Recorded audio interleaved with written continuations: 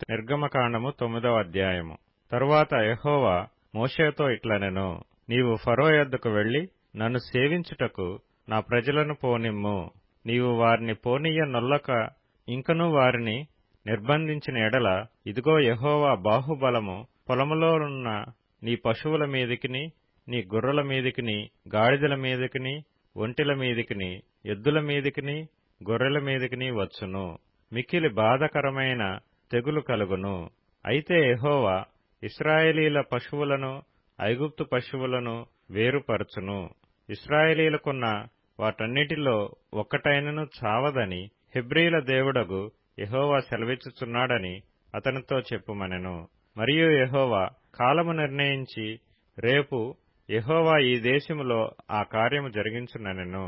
మరునాడు యెహోవా ఆ కార్యము చేయగా ఐగుప్తీయుల పశువులన్నీయూ చచ్చెను గాని ఇశ్రాయేలీల పశువులలో ఒకటియూ చావలేదు. ఫరో ఆ సంగతి తెలుసుకొన పంపినప్పుడు ఇశ్రాయేలు పశువులలో ఒకటియూ చావలేదు. అయినను అప్పటికిని ఫరో హృదయము కఠినమైనందున జనులను పంపకపోయెను. కాగా యెహోవా, మీరు మీ పిడికిళ్ల నిండా ఆవపు బుగ్గి తీసుకొనుడి. మోషే ఫరో కన్నుల ఎదుట ఆకాశము వైపు దాని చల్లవలెను. అప్పుడు అది ఐగుప్తు దేశమంతటా సన్నపు ధూళి అయి ఐగుప్తు దేశమంతటా మనుషుల మీదను జంతువుల మీదను పొక్కులు పొక్కు దద్దురులగునని మోషే అహరోనులతో చెప్పెను. కాబట్టి వారు ఆవపు బుగ్గి తీసుకొని వచ్చి ఫరో ఎదుట నిలిచిరి. మోషే ఆకాశము వైపు దాని చల్లగానే అది మనుషులకును జంతువులకును పొక్కులు పొక్కు దద్దురులాయెను. ఆ దద్దురుల వలన శకునగాండ్రు మోషే ఎదుట నిలవలేకపోయిరి. ఆ దద్దురులు శకునగాండ్రకును ఐగుప్తీయులందరికీ పుట్టెను.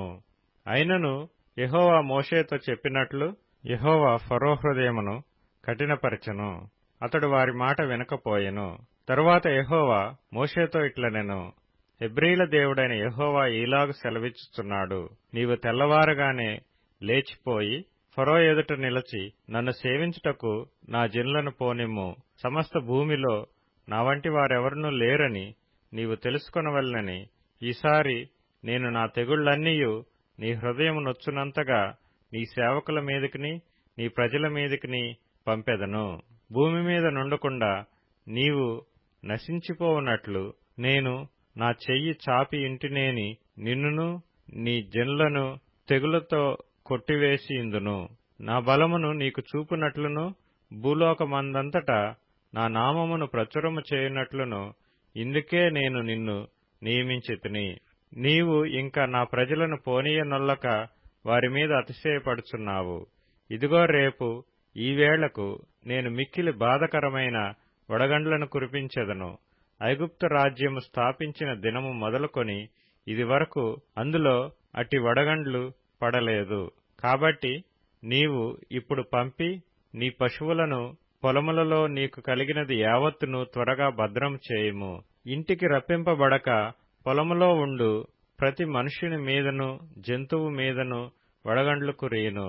అప్పుడు అవి చచ్చునని చెప్పుమనెను. ఫరో సేవకులలో యెహోవా మాటకు భయపడినవాడు తన సేవకులను తన పశువులను ఇండ్లలోనికి త్వరగా రప్పించెను. అయితే యెహోవా మాట లక్ష్యపెట్టనివాడు తన పనివారిని తన పశువులను పొలములో ఉండనిచ్చెను. యెహోవా, నీ చెయ్యి ఆకాశం వైపు చూపుము. ఐగుప్తు దేశమందలి మనుషుల మీదను జంతువుల మీదను పొలముల కూరలన్నిటి మీదను వడగండ్లు ఐగుప్తు దేశమంతటా పడునని మోషేతో చెప్పెను. మోషే తన కర్రను ఆకాశం వైపు ఎత్తినప్పుడు యెహోవా ఉరుములను వడగండ్లను కలుగచేయగా పిడుగులు భూమి మీద పడుచుండెను. యెహోవా ఐగుప్తు దేశం మీద వడగండ్లు కురిపించెను. అలాగు వడగండ్లను వడగండ్లతో కలిసిన పిడుగులను బహుబలమైన వాయెను. ఐగుప్తు దేశమందంతటను అది రాజ్యమైనది మొదలుకొని ఎన్నడను అట్టివి కలగలేదు. ఆ వడగండ్లు ఐగుప్తు దేశమందంతటా మనుషులనేమి జంతువులనేమి బయటనున్నది యావత్తును నశింపచేసెను. వడగండ్లు పొలములోని ప్రతి కూరను చెడగొట్టెను. పొలములోని ప్రతి చెట్టును విరగగొట్టెను. అయితే ఇశ్రాయేలీలున్న గోషెను దేశములో మాత్రము వడగండ్లు పడలేదు. ఇది చూడగా ఫరో మోషే అహరోనులను పిలువనంపి నేను ఈసారి పాపము చేసియున్నాను, యెహోవా న్యాయవంతుడు, నేనును నా జనులను దుర్మార్గులము. ఇంత మట్టుకు చాలును. ఇకను బ్రహ్మాండమైన ఉరుములు వడగండ్లు రాకుండునట్లు యెహోవాను వేడుకొనిడి, మిమ్మును పోనిచ్చెదను, మిమ్మును ఇకను నిలుపనని వారితో చెప్పగా, మోషే అతని చూచి, నేను ఈ పట్టణము నుండి బయలు వెళ్లగానే నా చేతులు యెహోవా వైపు ఎత్తెదను. ఈ ఉరుములు మానును, ఈ వడగండ్లును ఇక మీదట పడవు. అందువలన భూమి యెహోవాదని నీకు తెలియబడును. అయినను నీవును నీ సేవకులను ఇకను దేవుడైన యెహోవాకు భయపడరని నాకు తెలిసి ఉన్నదనెను. అప్పుడు జనప చెట్లు పువ్వులు పూసెను, యవల చేలు వెన్నులు వేసినవి గనుక జనప యవల చేలును చెడగొట్టబడెను గాని గోధుమలు మిరప మొలకలు ఎదగనందున అవి చెడగొట్టబడలేదు. మోషే ఫరోను విడిచి ఆ పట్టణము నుండి బయలు వెళ్లి యెహోవా వైపు తన చేతులు ఎత్తినప్పుడు ఆ ఉరుములను వడగండ్లను నిలిచిపోయెను. వర్షము భూమి మీద కురియుట మాసెను. అయితే ఫరో వర్షమును వడగండ్లను ఉరుములను నిలిచిపోవుట చూచి అతడును అతని సేవకులను ఇంకా పాపము చేయుచు తమ హృదయములను కఠినపరుచుకొనిరి. యెహోవా మోషే ద్వారా పలికినట్లు ఫరో హృదయము కఠినమాయెను, అతడు ఇశ్రాయేలీయులను పోనీయక పోయెను.